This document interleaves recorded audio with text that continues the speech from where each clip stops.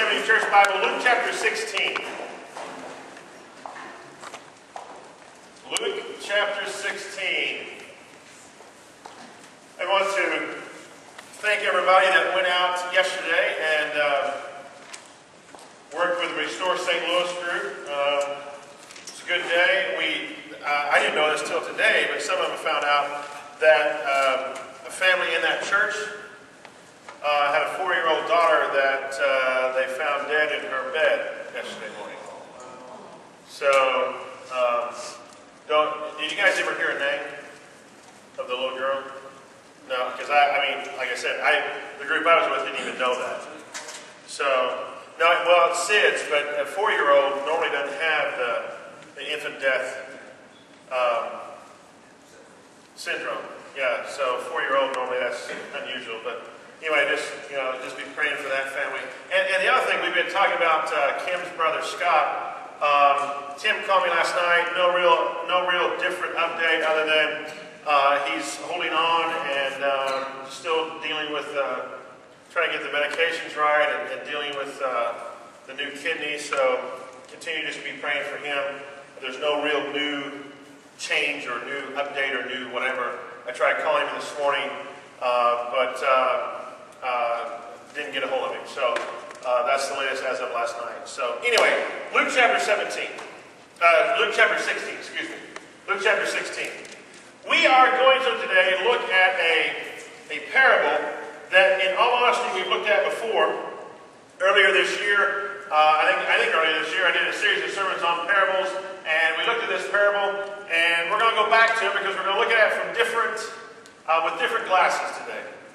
So turn to verse 19, Luke 16. The rich man and Lazarus. There was a rich man who was dressed in purple, fine linen, lived in luxury every day.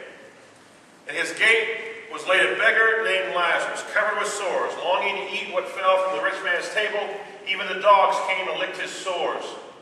The time came when the beggar died, and the angels carried him to Abraham's side. The rich man who also died was buried. In hell, or in Hades, where the rich man was in torment, he looked up and saw Abraham far away with Lazarus by his side. So he called to him, Father Abraham, have pity on me and send Lazarus to dip the tip of his finger in water and cool my tongue, because I am in agony in this fire.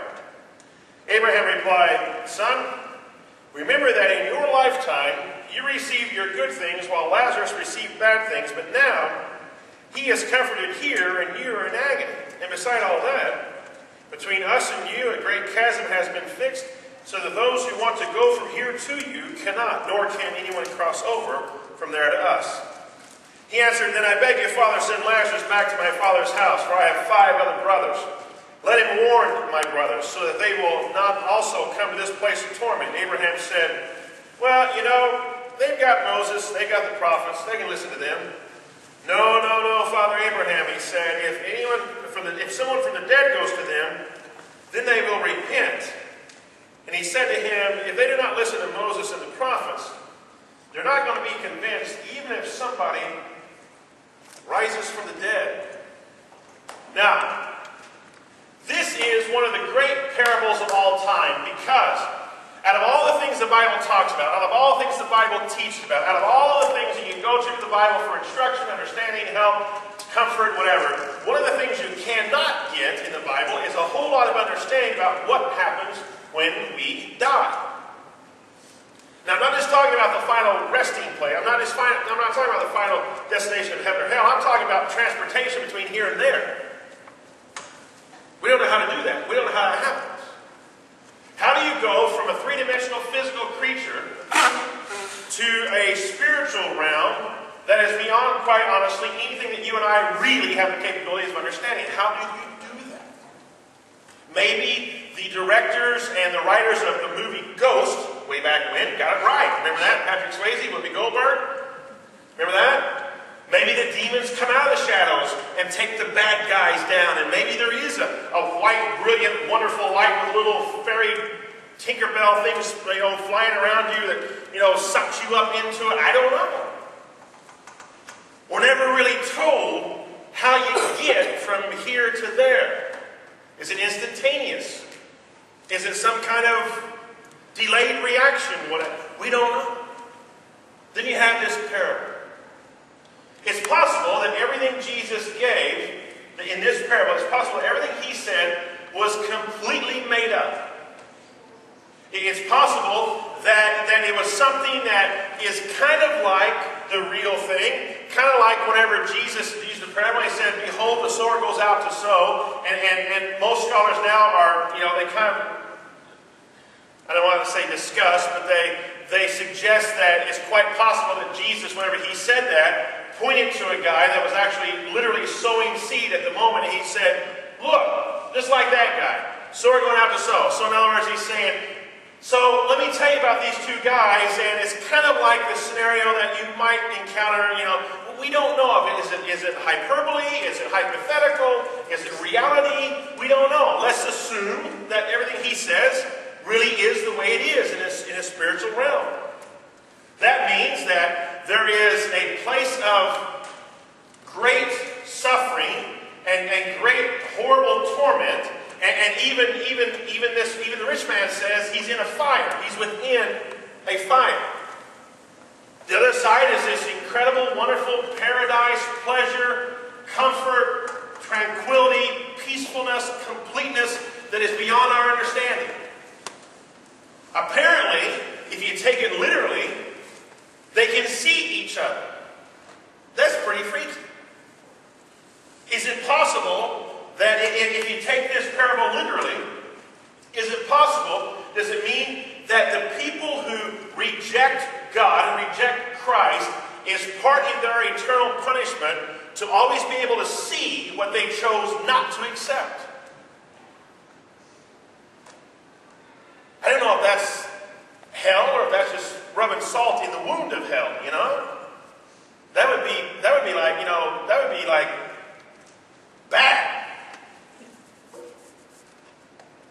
Now, apparently, the rich man can talk to, in this parable, almost everyone agrees that when he talks about Father Abraham, he's really talking about God. Jesus is talking to Jews, and he's trying to use a figure that they'll understand. That the rich man can talk to God, and God can talk back to him. And as he's responding, he's saying, can you send Lazarus down and just dip his finger in water and drop the water on my tongue because I'm in such agony? And he says, well, you know what? No, not really. But you remember, there's this great chasm fixed between us. Well, who fixed it? Because God seems to be talking about, I can't cross even if I wanted to. That's kind of freaky. He doesn't say, I put this chasm. He doesn't say, well, there's this space between us that I'm not going to let anybody cross.